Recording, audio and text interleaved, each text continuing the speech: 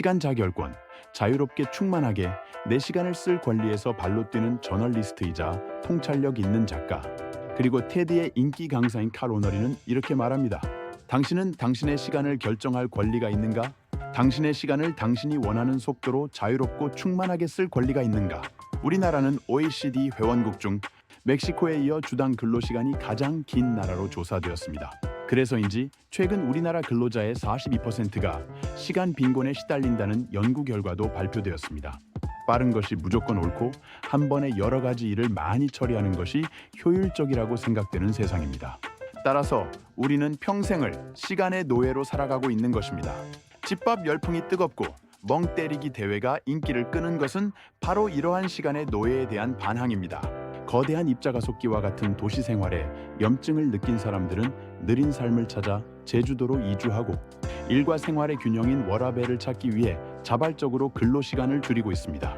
이처럼 시간 압박과 성과 독촉에 지친 우리 현대인들은 느리고 단순하며 강박 없는 라이프 스타일에 눈뜨기 시작했습니다. 오너리는 내 시간을 스스로 결정할 수 있는 권리, 즉 시간 자결권 없는 삶이 우리의 몸과 마음을 얼마나 비참하게 만드는지, 그 덕분에 우리가 얼마나 비효율적이고 불행한 삶을 살게 되었는지 생생하게 고발합니다. 그리고 그 해결책으로서 음식, 섹스, 의료, 교육, 도시계획, 여가활동, 종교, 예술 등 삶의 모든 분야에서 활동하는 전 세계 속도숭배 반란자들이 거두고 있는 쾌거를 소개합니다. 먼저 음악입니다. 오너리는 이렇게 말합니다.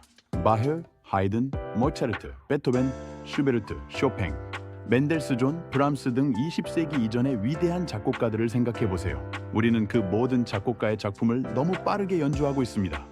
이는 주류의 견해는 아니다. 음악계의 대다수는 템포 기우스토라는 단체에 대해 들어본 적이 없으며 들어보았더라도 이 운동을 비웃는 경향이 있다.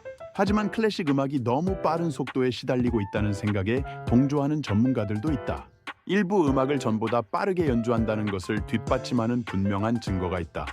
리스트는 1876년 10월 26일에 쓴 편지에서 자기가 베토벤의 106번 하머클라비어 소나타를 연주하면서 거의 1시간이 걸렸다고 했다. 그로부터 50년 뒤 아르투르 슈나벨은 단 40분밖에 걸리지 않았다. 오늘날 일부 피아니스트들은 이 작품을 30분 만에 해치운다. 초기 작곡가들은 연주자들이 조급증이라는 병원균에 감염되었다고 비판했다. 모차르트도 연주 속도에 강한 불만을 표한 바 있다. 1778년 그는 당대의 대표적인 연주가 아베 포글러가 어느 야회에서 자신의 소나타 C장조 KB 330을 함부로 연주하는 것을 듣고 급히 아버지에게 편지를 썼다. 연주를 신랄하게 비판하는 내용이었다. 아버지는 상황이 참을 수 없는 지경에 이른 것을 쉽게 상상하실 수 있을 겁니다. 그 사람에게 편지를 써서 너무 빠르다고 말해주고 싶은 심정을 억누를 길이 없습니다. 베토벤은 모차르트의 기분을 정확히 알고 있었다. 그는 언젠가 이렇게 탄식했다. 연주의 대가들에게 저주가 떨어졌다. 그들의 능란한 손가락들은 늘 감정을 따라 급해지고 심지어 정신을 따라서도 급해진다. 학생들의 조급증에 대해서도 좋은 예를 들어줍니다. 오너리의 설명을 들어볼까요? 하버드 대학교 학부학장 해리 루이스는 학생들의 고충을 듣는 모임에 참석했다. 한 학생이 불만을 토로했다. 자신의 교과 상담자에게 몹시 화가 나 있었다. 자기는 생물학과 영어학을 복수 전공하면서 4년이 아니라 3년 안에 과정을 다 마치고 싶은데 교과 상담자가 필요한 모든 과목을 이수할 수 있게 시간표를 조정해주지 않는다는 것이었다.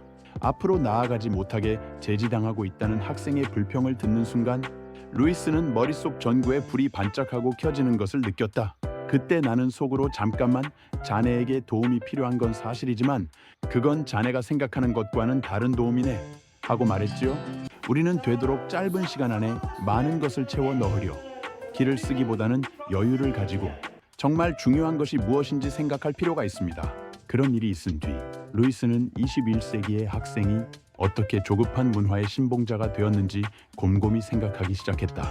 그로부터 얼마 지나지 않아 학장은 지나치게 채워 넣은 시간표와 가속화된 학위 프로그램이라는 병소를 공개적으로 비판하고 나섰다. 그는 하버드의 모든 1학년 학생에게 공개 서한을 썼다. 캠퍼스 안팎의 생활 태도를 전적으로 새롭게 바꿀 것을 호소하는 감동적인 내용이었다. 그 서한은 슬롯 철학의 핵심 원리를 명료하게 요약하고 있었다. 매년 하버드 신입생에게 보내고 있는 그 편지의 제목은 속도를 늦추세요. 슬로우 다운이다. 7장에 걸친 편지에서 루이스는 대학은 물론 인생에서도 너무 많은 것을 하지 않음으로써 더 많은 것을 얻을 수 있다고 역설한다. 학생들에게 학위를 서둘러 끝내기 전에 한 번 더 생각할 것을 촉구한다. 한 과목에 정통하려면 시간이 걸리기 때문에 인류의학과, 법학과, 경영학과 대학원들이 갈수록 학부 교육을 속성으로 마친 지원자보다는 풍부한 교양과 성숙한 인격을 갖춘 지원자를 더 선호하고 있다고 지적한다. 루이스는 너무 많은 과외 활동을 하는 것에 대해서도 경고한다. 그는 묻는다. 하버드에서의 대학 생활을 빡빡한 일정에 쫓겨 온통 정신없이 보낸다면 라크로스 경기를 하고 토론회 사회를 보고 회의를 조직하고 연극에 출연하고 대학신문을 편집하는 게 다 무슨 소용인가? 활동을 줄여 한 가지라도 최대한으로 몰두할 수 있는 여유를 갖는 편이 훨씬 낫다. 성에 관한 이야기도 있습니다. 궁금하지요? 오너리는 이렇게 말합니다. 도쿄 지하철의 통근자들이 섹스 속도를 늦추어 얻게 되는 기쁨에 대해 읽고 있던 때와 거의 같은 시기에 이탈리아에서는 슬로섹스 운동이 정식으로 출범했다. 창설자는 슬로푸드의 본향불에서 인터넷 마케팅 컨설턴트로 일하는 알베르토 비탈레다. 그는 슬로 운동 내에서 타가 수정이 이루어진 교과서적 본보기로서 페트리니 원칙, 곧 천천히 여유 있게 할 때 더 큰 감각적 쾌락을 얻을 수 있다는 원리가 식탁으로부터 침실로 이식될 수 있다는 결론을 얻었다. 2002년 그는 섹스를 정신없고 저속한 이 세계의 위태로운 속도에서 구원하기 위해 슬로 섹스를 창설했다. 회원수가 금방 세 자리를 넘어섰고 남녀 비슷한 비율로 지금도 계속 늘고 있다. 하루 종일 슬로푸드 활동가들과 인터뷰를 하고 나서 나는 비탈레를 브라의 한 도로변 노천 카페에서 만났다. 호리호리한 체격에 올빼미를 닮은 31살의 남자다. 차 주문이 끝나자 그는 곧장 자기가 오랜 탕가 생활을 접은 이유를 설명했다. 우리의 소비 중심 문화에서는 누군가와 빨리 자고 다음 정복 대상을 찾는 것이 목표입니다. 남자들이 말하는 것을 들어보세요. 입만 열면 몇 여자와 잤으며 몇 번 했고 체위는 몇 가지나 구사했는지를 들먹이지요. 모두 숫자 이야기입니다. 사람들은 완수할 목표들이 적힌 점검표를 가지고 침대에 올라갑니다. 그들은 너무나 조급하고 너무나 자기중심적이어서 섹스를 제대로 즐기지 못해요. 비탈레는 빠른 섹스 문화에 대항하는 십자군 운동을 벌인다. 피에몬테 주 각지의 사교 클럽들을 돌며 슬로 섹스의 기쁨에 대해 강연한다.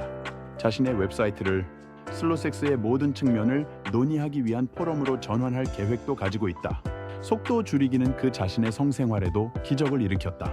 비탈레는 이제 자기가 좋아하는 체위를 급히 구사하지 않고 마음의 여유를 가지고 전의를 더 오래 하고 상대의 귀에 속삭이며 두 눈을 들여다본다. 세상을 둘러보면 속도를 줄이려는 갈망이 커지고 있어요. 내 생각에는 속도 줄이기의 출발점으로 가장 좋은 곳은 침대입니다. 미국의 내과의사 레리 도시는 시간병, 타임 시크네스라는 신조어를 만들어냈습니다. 시간이 달아나고 있다는, 시간이 충분치 않다는, 그리고 계속 나아가려면 가속 페달을 더욱 세게 밟아야 한다는 강박적 믿음을 가리키는 말입니다. 오늘날 전 세계가 이 병을 앓고 있습니다. 따라서 우리는 모두 속도 숭배의 신도들입니다. 오너리는 묻습니다. 우리는 왜 늘 그렇게 급한가? 시간병을 치료하려면 어떻게 해야 하는가? 속도 늦추기라는 게 가능한가? 아니, 그게 바람직하기는 한가? 대답도 들려줍니다. 인생에는 속도를 높일 수도 없고 높여서도 안 되는 일들이 있다. 그런 일은 시간을 들여야 하고 천천히 해야 한다. 빠르게 해서는 안 되는 일을 빠르게 하면서 어떻게 속도를 늦출지를 잊었다면 응분의 대가를 치러야 한다. 시간 출구, 타임 엑시트라는 시간병에 걸린 환자들에게 권하는 치료법이 있습니다. 오너리는 이렇게 소개합니다. 우리와 시간 사이의 관계를 재평가하고 명상이나 기도 등을 이용해 시간 강박이라는 굴레에 작은 구멍을 내는 것입니다. 원재료로 요리하기, 쇼핑할 시간에 산책하기, 텔레비전 대신 신문 읽기, 섹스의 마사지를 활용하기, 그도 아니면 잠시라도 조용한 곳에 가만히 앉아있기, 그리고 이런 작은 슬로 행동이 괜찮다고 생각되면 더 큰 행동으로 옮기라. 다른 세상은 이렇게 시간을 조절하고 느리게 살며 묵상하며 천천히 사유하는 것에서부터 시작될 것입니다. 그 옛날 아리스토텔레스의 소유학파는 이러한 다른 세상을 살았던 철인들이었을까요?